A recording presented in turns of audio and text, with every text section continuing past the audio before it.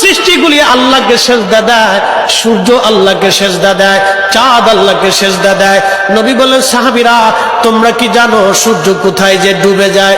সাহাবীরা বলেন, আল্লাহু রাসূলু আলাম, আল্লাহ জানে এবং নবী ভালো জানে।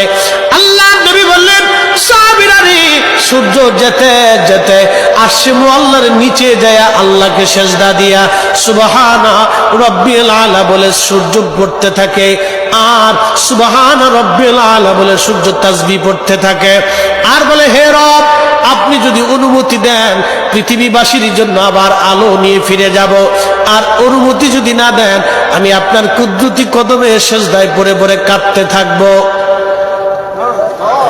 আল্লাহ নবী বললেন, সূর্য থেকে আমার রব অনুমতি দেওয়ার কারণে সকালবেলা তোমরা সূর্যের আলো পাও, কিয়ামতের পূর্ব সময় অনুমতি দেবে না, দেবে না, দেবে না।